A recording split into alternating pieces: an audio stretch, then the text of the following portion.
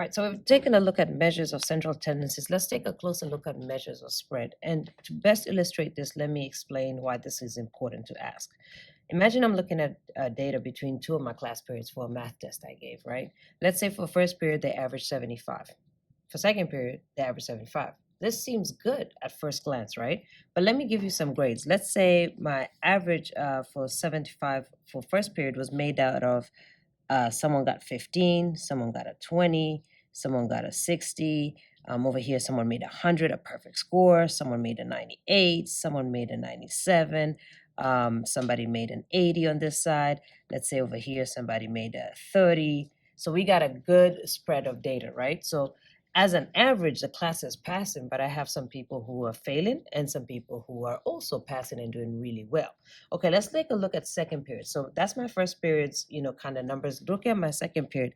My average again is a 75, and everybody for whatever reason in second period was very close to 75. So I had a 76, a 77, a 78, a 79, a 74, a 73, 72. I had people at 75, at another 75.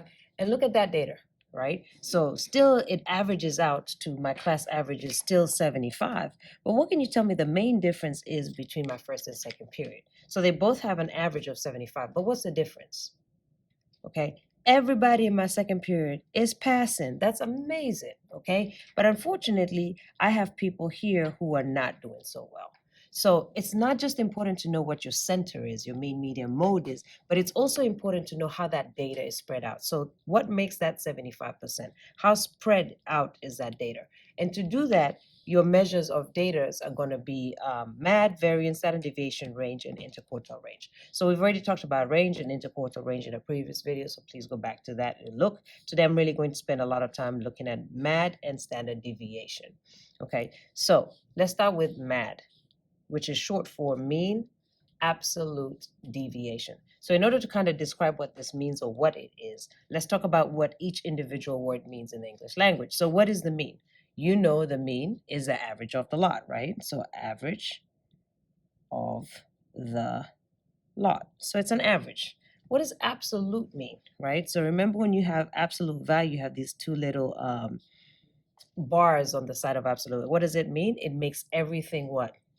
Positive, right? So these are only positive values. So if it's negative, we're going to make it positive. So the absolute value for -2, for example, is equal to 2. All right, so we're only looking at positive values, and I'll talk about what exactly. So mean is the average. Absolute means I'm only looking at positive values. And the new word that we may not know is deviation. Deviate. All right, so what does it mean to deviate? Imagine you're a car and you're going down the street. No issues. You're going right down the street, no problem. But imagine that you're a car and you decide instead of going down the street like this car is doing, you're going to take a right. Okay, you're deviating from the straight road, which is also fine. Okay, so a deviation is you're just not going according to plan. All right, so you're deviating from it, which is also okay. All right, so deviation just simply means you're moving in a different direction. So let's actually write that down. So you're moving in a different direction. Right, so if you're going straight, if everyone's going straight, you're moving right or left, you're just deviating from the plan a little bit. And that's not necessarily a bad thing. So to put all these words together, MAD, the mean absolute deviation, is the average of the positive distances that deviate from the mean. Okay, so it's the positive distance that deviates from the mean. So in other words, if you have a number line right here, and this is the middle, the MAD is the average of how far left and right you are deviating from the mean, the middle. Okay. All right. So that's the official definition. To find it, these are the steps that you're going to find. You're going to follow. You're going to find the mean, subtract each data value from the mean, take absolute value, add up all of them, divide by the number of terms. Okay, so let's talk about what that means. So we're going to talk about what is a small MAD mean. If you have a number that's really small, all right, with the MAD, what does it mean in terms of how spread out the data is? So you're smaller the number, right? So again, going back to my number line example, if this is the average, so not just the middle, but the average, if this is the average, if my MAD is small, so it's small, it means it's close to my average. What does that mean? I'm not deviating as much, right? But what can you tell me about the spread of data, right? So again, if the number is small, right? What can you tell me about the spread of data? If the number is big, right? If the number is big, if MAD is big, so it's really deviating, right? If MAD is big, how can you tell me, what can you tell me about the spread of data? All right, so go ahead and answer that for me. All right, so is MAD less spread out or more spread out when it's a small one, when it's a small number? When it's a large one, is it less spread out or is it more spread out? Okay, and these are some hints right here. So consistent is a small number, it's very consistent. Large is inconsistent. Right. All right, so that's MAD. All right, so let's take a look at actually being able to calculate it using these. All right, so let's take a look at an example. All right, so here's a data set right here. You got 8, 10, 6, 12. All right, I need us to calculate the MAD. To calculate the MAD, we're going to follow these steps right here. So you first need to find the mean. Okay, so to calculate the MAD, we're going to find the mean. All right, so I'm going to write my data in order on this top column. And I always like to put my data in order because I'm going to need it later when I'm doing range and interquartile range. So I'm just going to put it in order to begin with. But you don't need it for everything else. The only time you need it in order is interquartile range and range. Okay. All right. So my data set in order is going to be 6, 8, 10, and 12. All right. That's my data set. All right, to find the mean, right? Remember, to find the mean is the average of the lot, right? What does that mean? You add all these numbers up. So 6 plus 8 plus 10 plus 12, which is going to give me 36. Okay, so you add the average of the lot, add them up and divide by the number of numbers. So how many numbers do we have? 1, 2, 3, 4. So your mean is 36 divided by 4, which is equal to 9. So what is this? This is your average, right? So the mean is your average. All right, so I found the mean. Okay, so I'm trying to find the MAD. So I found the mean. Subtract each data value from the mean. Okay, so what that means is, remember, we're talking about the distance. So again, back to my number line. MAD is the distance, the average absolute distance in either direction, right? So we need to find how far each of these numbers is from my average, right? So that's what we're going to do. So we found our mean to be 9.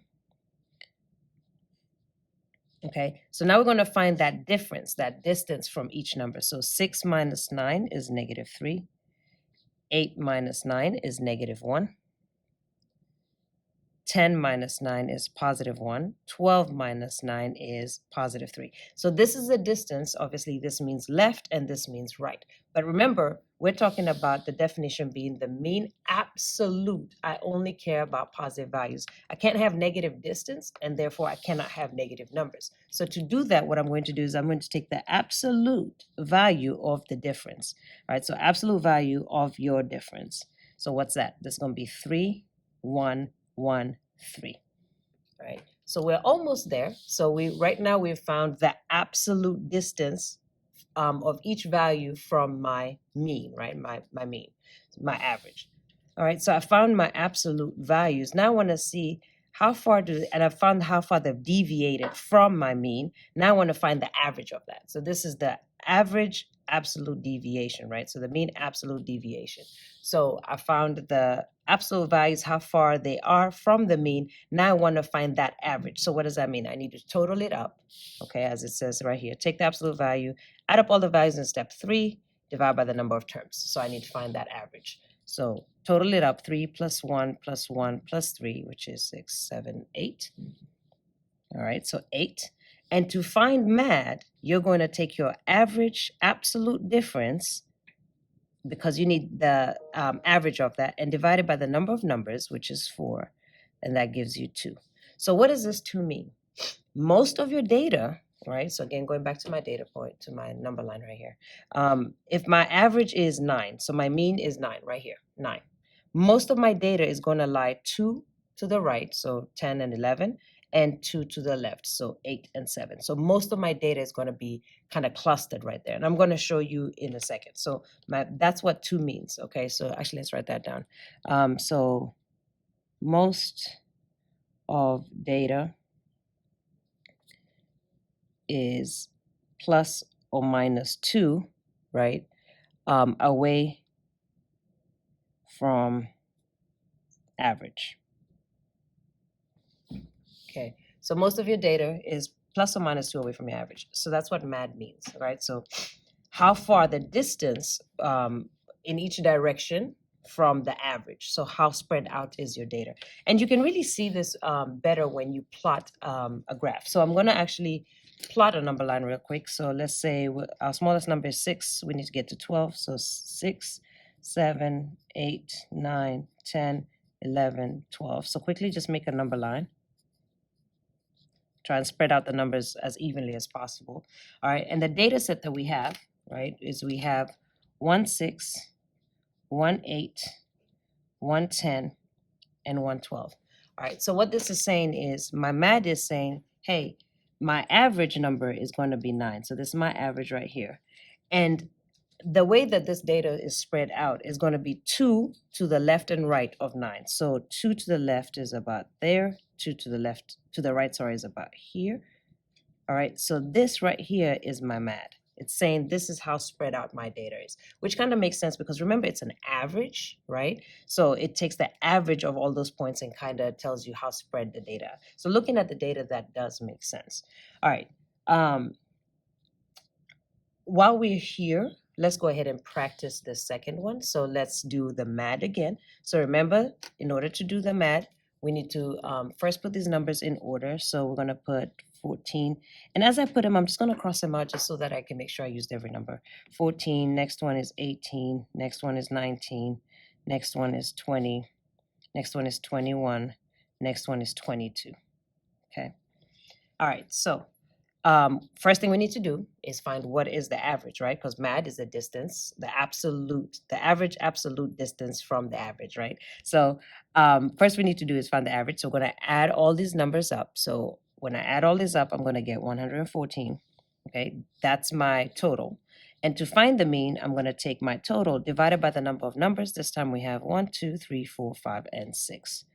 All right, so 114 divided by 6 in a calculator is going to give you your 19. So this is your average. All right, 19 is your average right here. Most of your points will average out to 19.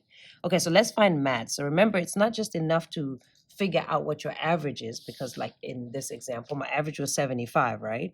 But that doesn't tell me enough information because again, are all the numbers very close to 75? Is it a good thing or are they more spread out, right? So it's very important for me to know how it is spread out. So my average is 19, but it doesn't give me a full picture. So let me find my MAD, my mean absolute deviation. How far am I from? How spread out am I?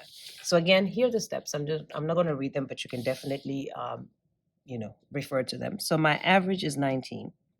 So that's going to be 19 all the way across. All right, I need to find the difference because I need to find the distance from my average. So when you subtract the numbers 14 minus 19, negative 5. This one is negative 1, 0, 20 minus 19 is 1, 21 minus 19 is 2, 22 minus 19 is 3. But remember, we don't care whether it's positive or negative because distance, right? Distance, you're not going to say I went negative 5 feet to the cafeteria. So I don't care whether it's negative. I just want the positive value. So to do that, I'm going to take the absolute value of difference.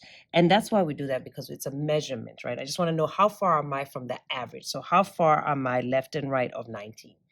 So taking the absolute value, that means everything negative, you're going to make it into positive.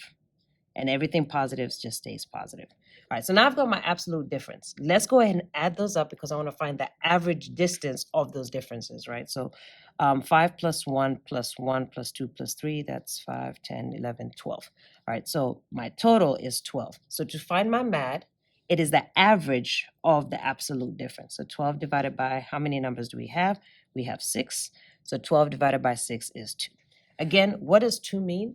2 is the distance away from 19 that most of the numbers fall into. So again, let's graph this and see if this makes sense. So we have a number at 14, a number at 18, a number at 19, a number at 20, 21, and 22. All right.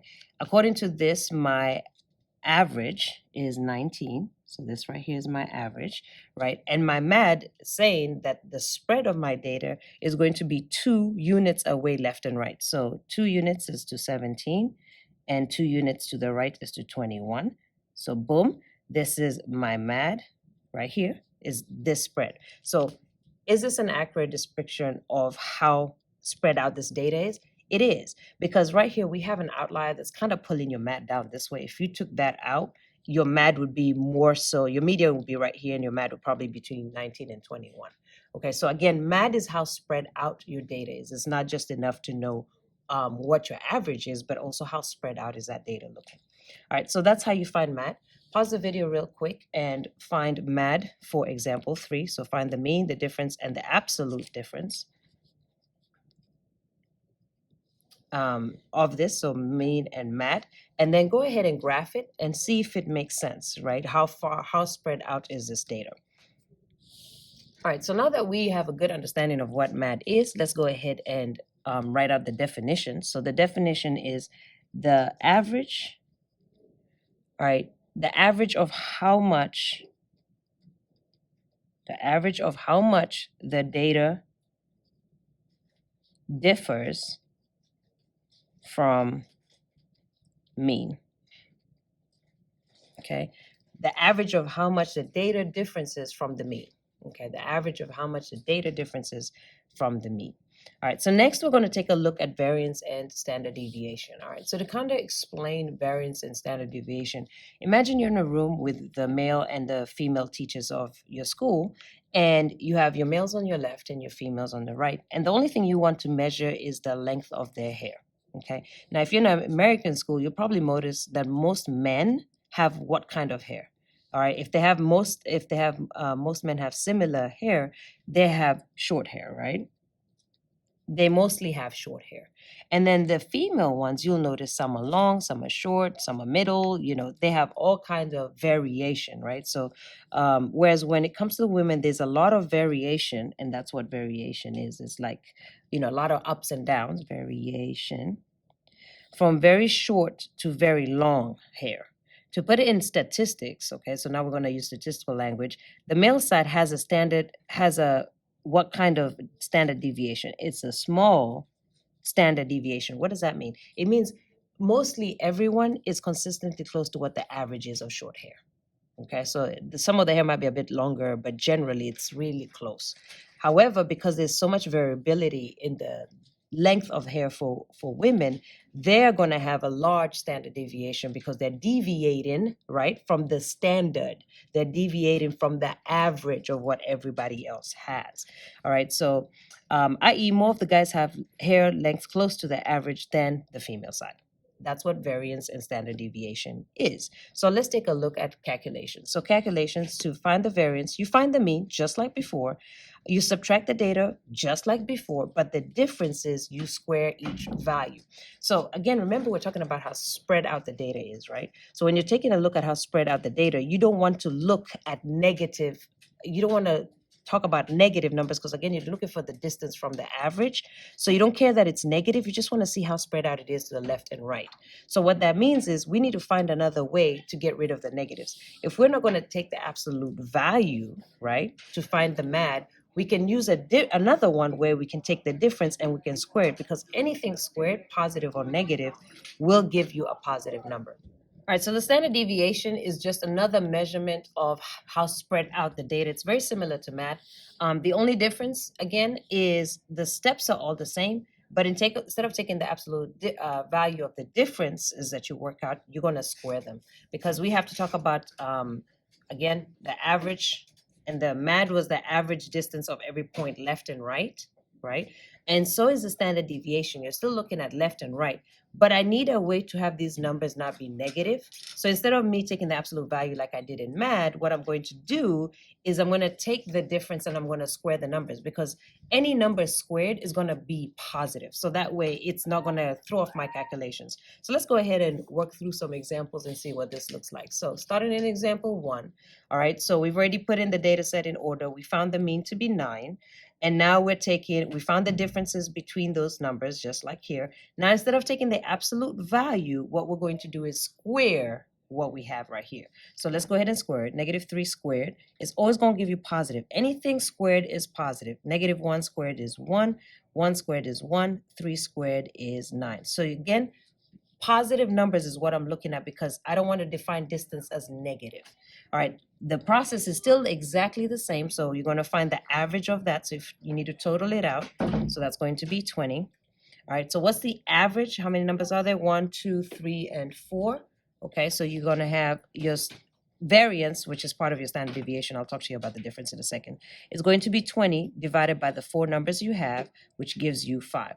So this variance is 5, but this number is more than this number too. Because what did we do? We squared the numbers that we got. So in order to kind of put them back into units that we were previously discussing, what we have to do is actually take the square root of it. So because we made the numbers bigger, we got to make them back smaller.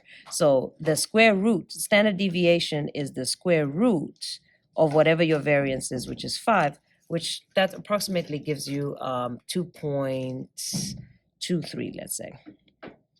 All right, now that makes more sense. So you can notice your spread with your standard deviation, your MAD, are very similar, okay? So again, this means your standard deviation is saying most of your data is going to fall between 2.23, so somewhere over here, on left and right. So 1, 2 here. So left and right, this is how spread out your data is. So again, this is another measurement on how spread out your data. There's situations where you use MAD and there's situations where you use standard deviation. But really in real life or math application, you're going to use a lot more standard deviation.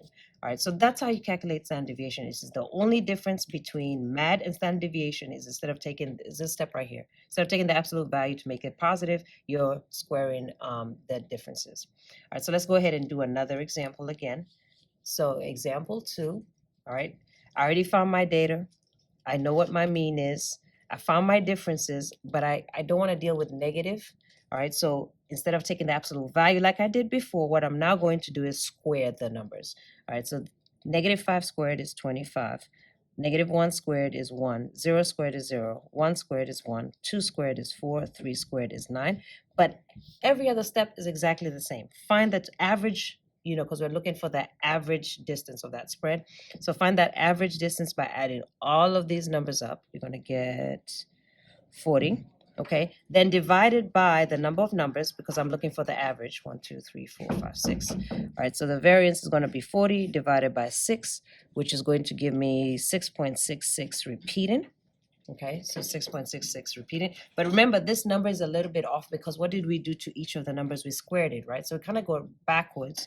So when you find the standard deviation, you take the square root of 6.66 repeating, and you're going to get that is roughly, approximately 2.58. So your standard deviation is 2.58. Again, what does that mean? That most of the data set is 2.58 away left and right from my mean. So my mean is 19. Left and right standard deviation is 2.58, so about here, and 2.58, so about here. So most of your data is between here and here. So you can see it's just another measurement of measuring spread. Here are the steps that I just discussed. So if you're having any difficulties remembering what I just did, follow these steps and go ahead and fill out example 3. Pause the video and fill that out. All right, so let's write in some definitions of what we just saw. So we have, what is variance? Variance is the average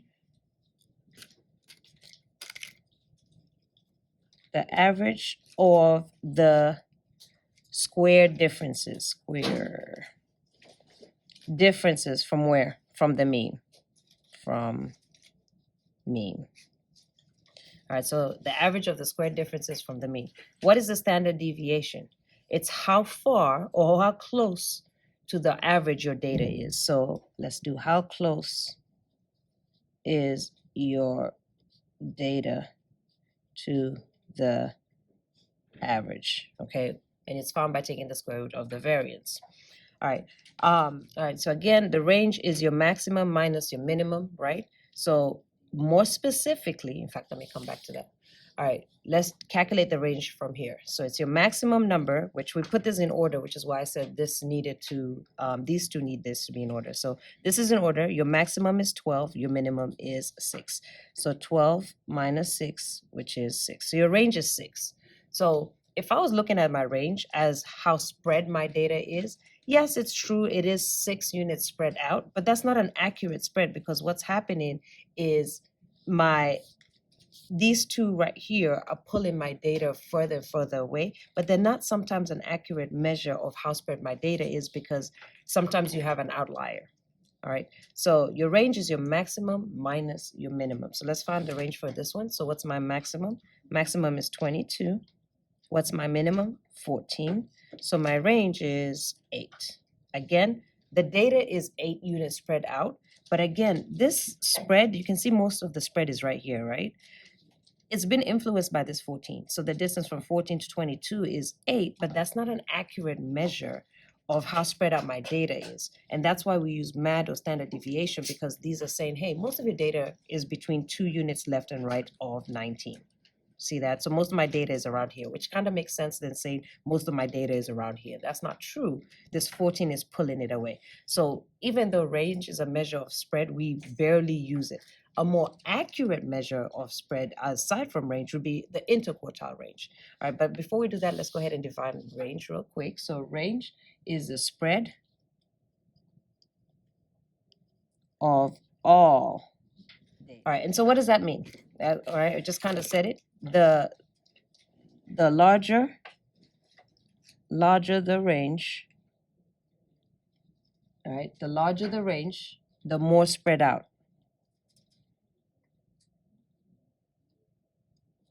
the data.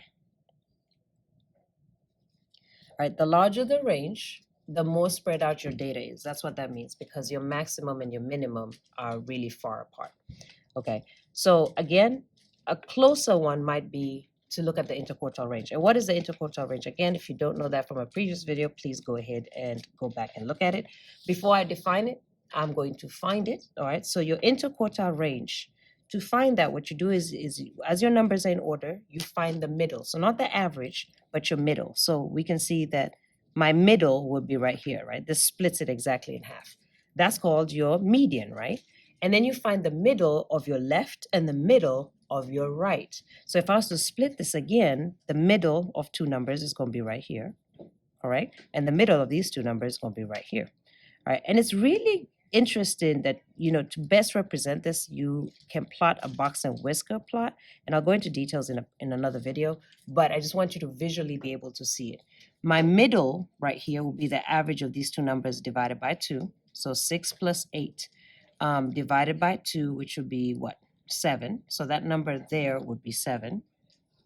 And then the middle over here would be 10 plus 12 divided by 2, which would be what? 11. And the middle here was 8 plus 10, which is 18 divided by 2, which is 9, right? So your interquartile range, all right, is your third middle. I guess it's called quarter 3. Your third quartile, your upper quartile, minus your lower quartile. So this is going to be 11 minus 7, which is going to give me 4. So again, the middle of the middle on the left side and on the right side, and then you kind of do the range on them. You subtract the maximum middle of the middle on the right minus the minimum middle, the middle on the left. Okay, that was a lot of middles, so let me do it again. All right, so again, to find your interquartile range, they need to be in order. And so I'm actually going to write the numbers again here just so that I can better show you. 19, 20, 21, 22. All right, let's find the middle. So the middle is right here, right? And then you find the middle of the left, okay? The middle of the left is right here. And the middle of the right, which is right here, okay? And then you just draw the box like this, and I'll go into more detail in the next video. All right, so the upper quartile is 21, right? This is the middle of the right, the upper side. And then the lower quartile is 18. And your interquartile range is subtracting your upper minus your lower, and that's going to give you 3. So 3 is a better measurement, so think about it, than 8, right? Because again, what does that mean? It means that most of your data, 50%, remember each quartile is 25%, 50% of your data lies within 3 units left and right of your middle, okay, which is closer to 2.58 and 2 than 8 is. So an interquartile range is a better measurement of spread more than range, because if you have an outlier, it throws your numbers off. All right, so again, pause the video, go ahead and find the range and the interquartile range of example 3. All right, so last thing we need to do is define interquartile range. So what is the interquartile range? It's the spread of middle, let's say of middle 50% of data. Okay, so it's the spread of the middle 50% of the data. Okay, now let's say this, the larger, so let's say the larger the IQR, interquartile range, so the larger the interquartile range, the more spread out, the more spread out. The larger the IQR, the more spread out. Now, all right, the symbols for each of these. So for MAD, there's no symbol, so we're just going to say it's MAD. Symbol for standard deviation, which looks like that. So it's like a Q sideways. And then variance is standard deviation squared, right? Because when you get the variance, you square root it to get that. The range is just range, usually a capital R. The interquartile range is IQR.